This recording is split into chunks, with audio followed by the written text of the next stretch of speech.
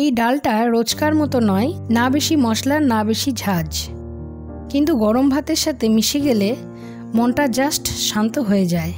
তাই আজকে বানাচ্ছি ঘরের খুব চেনা এবং গভীর স্বাদের আমিষ মসুর ডাল। নমস্কার, রঞ্জু স্পাইসের সকলকে স্বাগত। চলুন শুরু করি।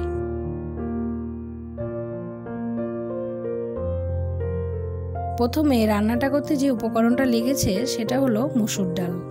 এখানে আমি মসুর ডাল নিয়েছি 1 কাপের মতো, আর এখানে জল দিয়েছি।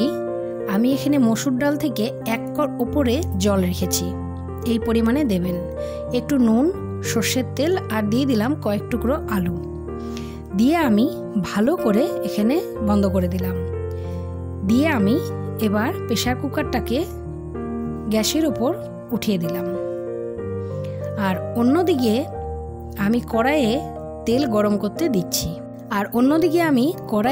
গরম করতে দিলাম। আমি এখানে 2টো সিটি দিয়ে প্রেসার কুকারটাকে নামিয়ে নেব। তার আগে কড়াইয়ে তেল গরম হচ্ছে, অন্যদিকে আমি এখানে পেঁয়াজগুলোকে কুচিয়ে নেব। আমি এখানে মাঝারি 2টো পেঁয়াজ ব্যবহার করেছি, আর রসুন ব্যবহার করেছি একটা বড় মাপের। পেঁয়াজগুলোকে আমি এভাবে কুচি কুচি করে কেটে নিচ্ছি,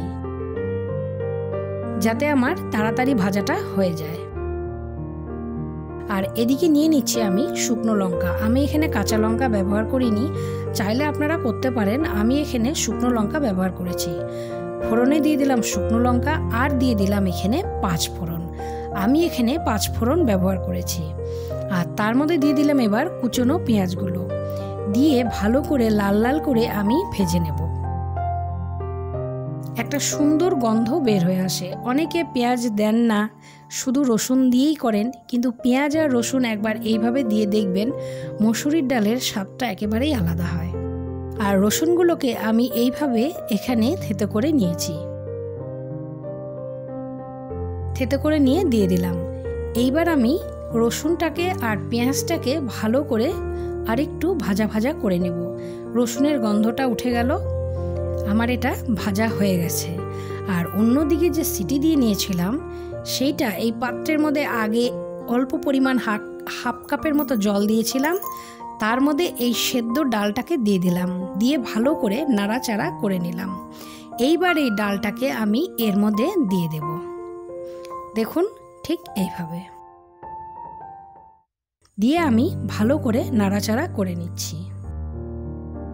এই মসুর ডালের সাথে যদি মনে করেন আপনারা একটু অমলেট করে নিতে পারেন।